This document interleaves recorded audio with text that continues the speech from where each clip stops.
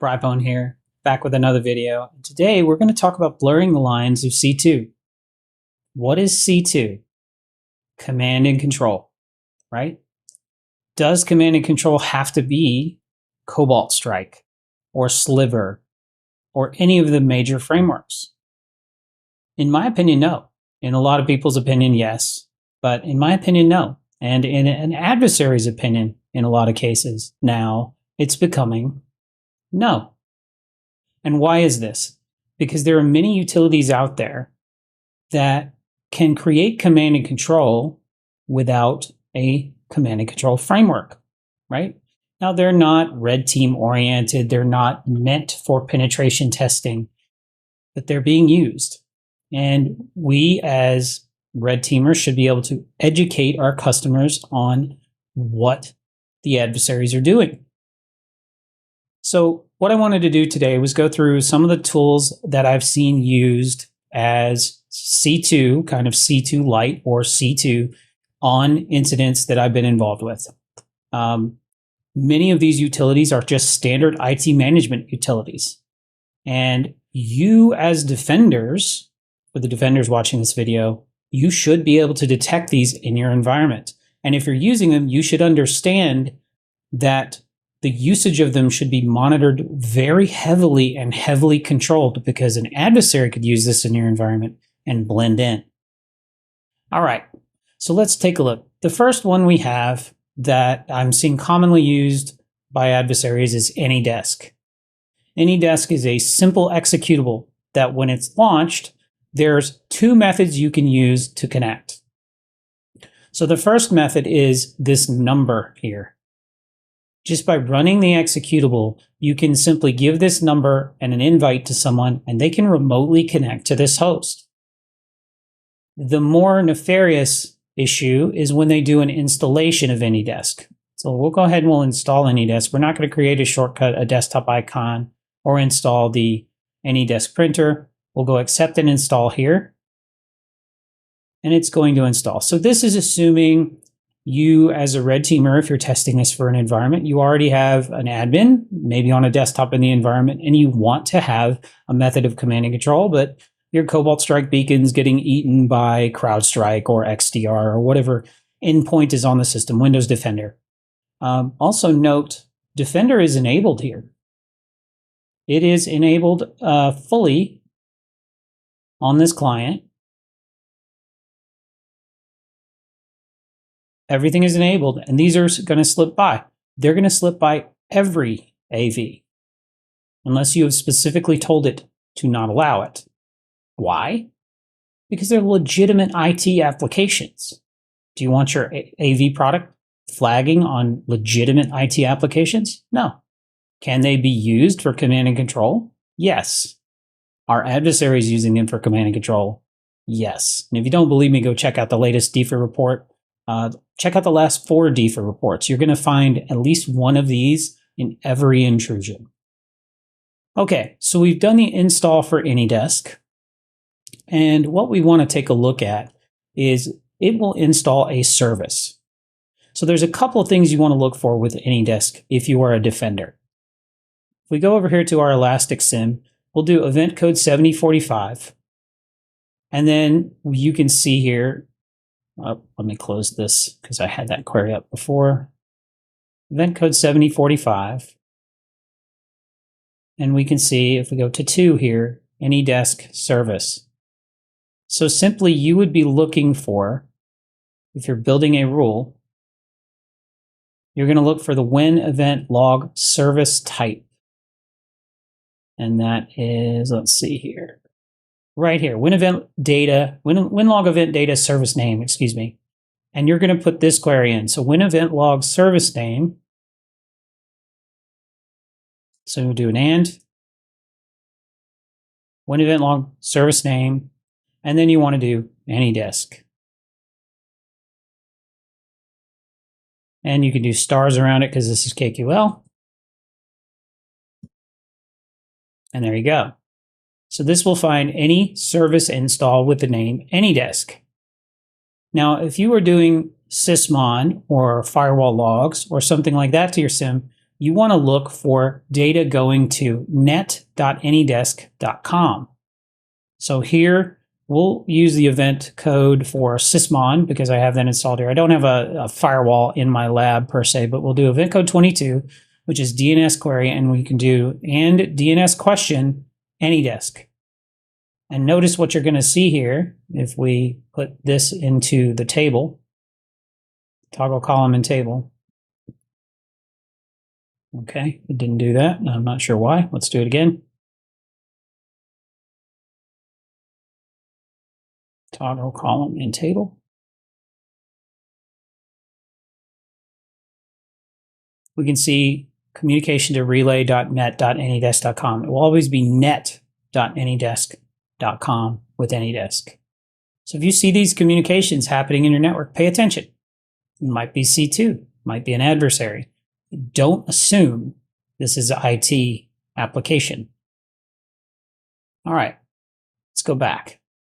So I don't have a console for Anydesk. I can't show you what it looks like to do the remote connection. For some of these others, I do have a console, and I'll show you what a remote connection looks like. The next one we see quite frequently, Teamviewer. Teamviewer is very common in IT environments. Adversaries know this. Admins are admins. They don't know that this is being used for C2. So once again, you as a defender need to be able to detect this, and you as a red teamer need to know this and maybe use it to your advantage, and also test your clients for it, right? Make sure that they understand that, hey, I use this as C2. Did you have Cobalt Strike? No. Did you have Sliver? No. Do you have Teamviewer? Yeah. Does it work? Does it give you remote access? Absolutely. So we'll let this do its installation. And you might want to do the advanced one that doesn't put an icon on the desktop, because that's a bit obvious. But for Teamviewer, you simply accept the EULA, and then it's going to generate an ID and password. Now, to make this C2 available, you want to do grant easy access, and then you set up whatever account you have used before. So I will go ahead and get my password over here.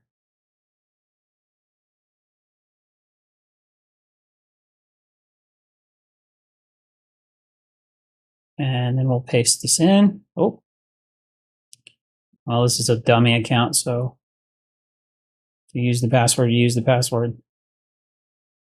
Let's try that again. And once we hit assign, there we go. So now it's given easy access. So if I come over here to the Teamviewer panel and I sign in again,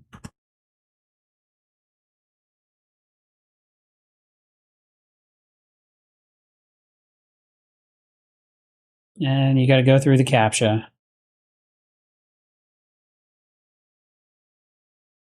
But now I will have the Teamviewer console, and I can go to my computers or unknown, and there's my connection. So I can go to connect. I can do the web client and connect.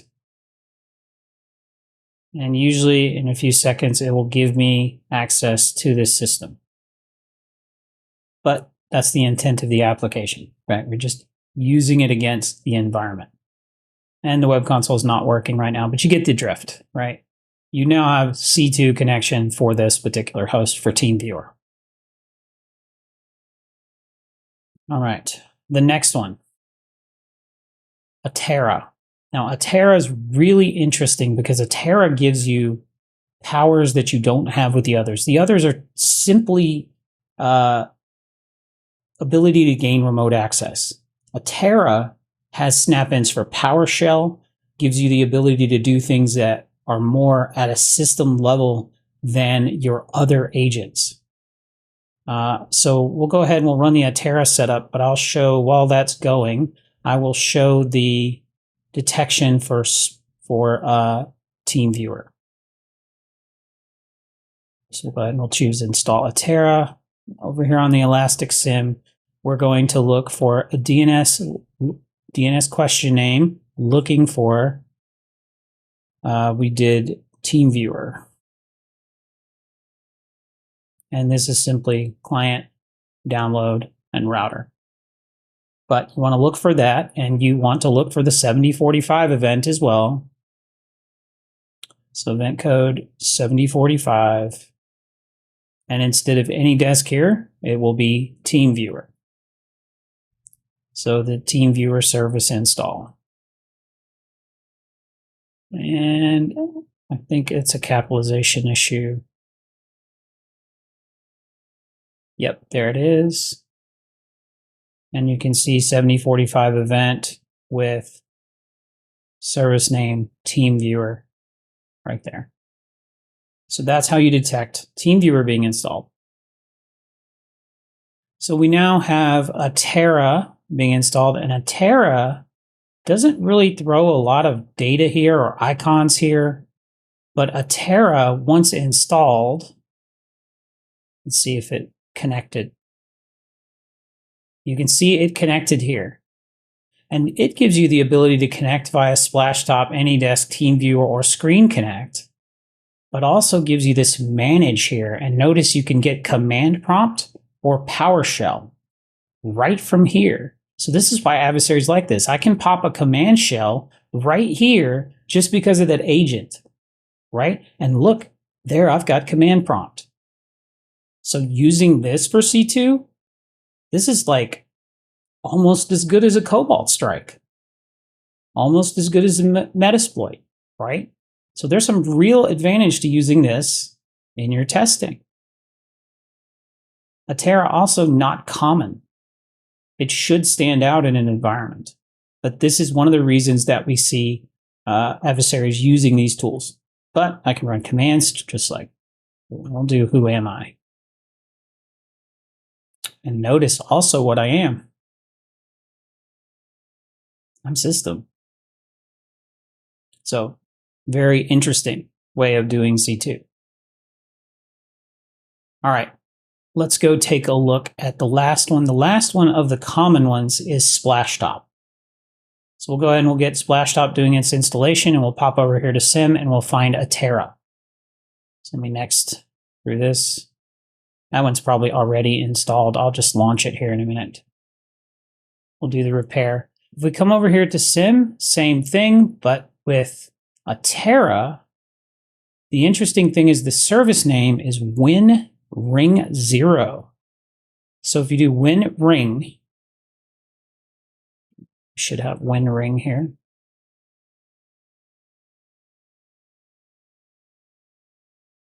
And let's see if it shows up. There it is, WinRing0120. So it's not Atera. It's WinRing0 for the service installation. For the DNS question, it will be roughly the same as before, but it'll be Atera. So let me just, we'll go down here. Get to event code 22. And instead of Teamviewer here, this will be Atera. Now also, Atera is interesting because it uses Windows.net. So you'll see Atera agent heartbeat.servicebus.windows.net. They do publish all of their URLs. But if you just do a blanket search for the word Atera in a DNS question name or in a URL, it's probably a good indication that you have Atera running in your environment. This is what we see the client communicate with most, the Atera agent heartbeat service bus windows.net.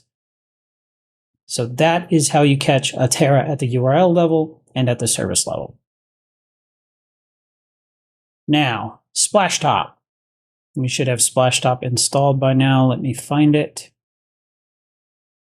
There's Splashtop Remote, Splashtop Streamer. This one, you simply launch it and you sign in with your account.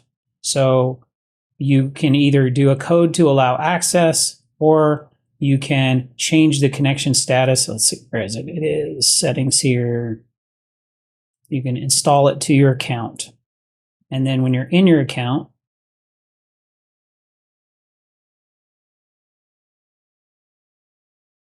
is it already in an account? This one's probably already in my account. So let me go over here to Splashtop. We'll do refresh.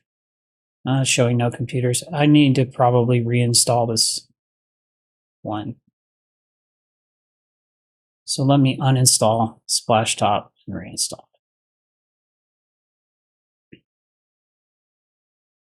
Let's see. We'll do remove. And then we'll reinstall it here in a minute.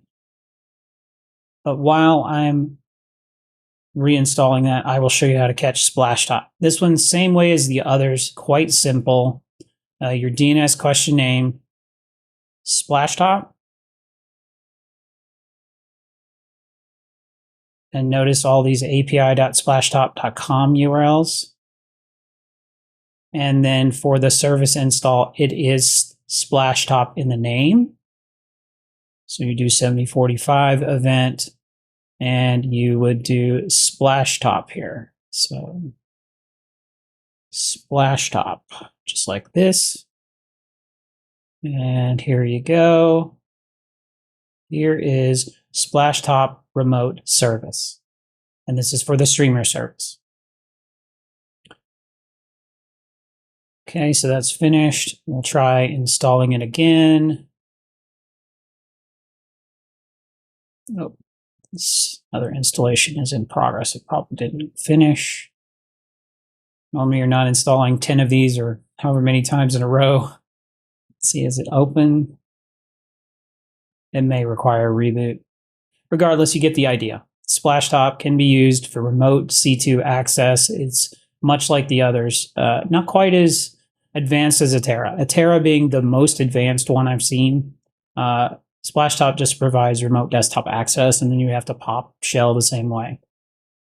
Now, our final one, and the most flexible, Plink. For those of you who are familiar with Secure Shell and Secure Shell tunneling, you can do that on Windows. And if you want a very deep dive on how to do this, check out my SSH shenanigans video. But Plink can provide a C2. And how does it do this? It provides a C2 by redirecting ports on the host, right? So I can use Plink to redirect RDP. And then it can connect remotely from the outside via RDP. Now, this one is pretty stealthy. Plink being harder to catch, but I'll show you how to catch the RDP connection here in a minute. But what we want to do with Plink is we want to run the command to SSH into a host and redirect a port of our choosing. Now, I'll paste this in just so I get it right. But we're going to run plink.exe. We're going to connect to this Ubuntu host, and then we're going to redirect 3389. So here we go. We have now redirected 3389. So I can simply have this run in any way I want, whether it's a background job, scheduled task, however I want to hide this from the user. And now I've redirected my 3389 port out of the organization to a host with SSH. So if I take a look over here at my Kali box, I can now SSH into the cloud instance that I've set up, or DigitalOcean droplet, or whatever that is. And I can paste in my command. So I'm going to redirect 33389 to 3389 on my local host. And this is my cloud C2. And there we go. Now I need to enter my password. And now I can open a new window that allows me to do RDP to the host. So just like this. So now I can do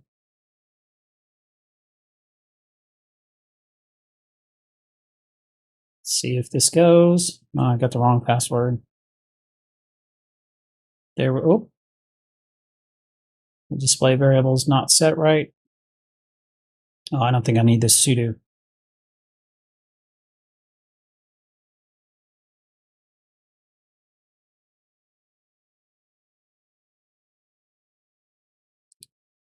And here we go. I'm now able to RDP to this host. It dropped my local RDP connection, but now I have RDP to this host. This is through another host that I control.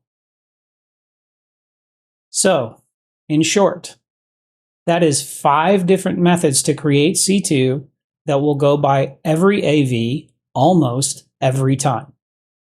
It will not get by SIM. But let me show you how to detect this last one. This last one's a little different.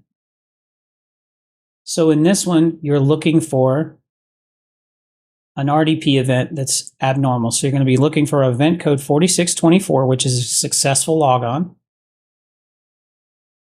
And we will make sure we're host 2 win 10 here. And you'll be able to see this is going to be a type 10.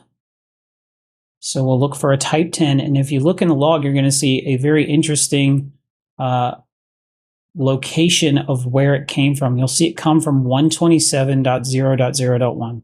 So let's find the type here. Agent type. Let's see, type event. We can always do winlog event data. Winlog event data, logon type. So we're looking for the logon type of 10. So we'll do win event data logon type. So and when event data logon type is 10. And notice we only have 2 here that will appear. And what you'll see is this coming from an interesting location, and that interesting location is itself. When do you RDP to yourself? Probably never. So what you want to do here is set up a rule to look for you can use related IP here. You can use anything that's parsed from the win event log data right here, but your source IP, right? So if you do and source IP of 127.0.0.1, this is a good indicator when something is odd. So if you do and source IP colon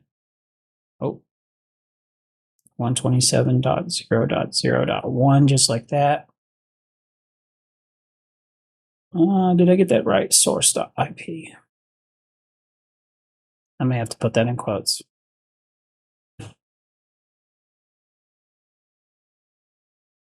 And these 2 logs may actually show that. So let's take a look. It might show it twice. Let's see. So source IP, we'll toggle this in table. And that's why we see 2 from 127.0.0.1. So this query works. So you would be looking for an RDP from itself. That doesn't happen that often, right? Why would an admin RDP from a local host to it? So that's how you would catch the SSH tunneling version of C2. So that's it. I showed you 5 ways to do C2 that will almost always slip by AV and can be used on any red team engagement. And you really should be testing these. Customers should be aware that this can happen. And if you're fighting AV and you have admin, try it. Try Atera, try Anydesk, try Splashtop. See if you blend into the environment. It's an interesting way of getting C2. SSH, of course, is another way. Try these. See what their detections can do with this. Because when I'm failing with Cobalt Strike, or I'm failing with Sliver, I'm failing with any of the C2 engines I use, I will revert to these sometimes and they will work. And I'll be able to move further with my testing because I was able to do this. Because they almost always get by EDR. And that's it. Thank you. Keep watching. Hack the planet to defend better.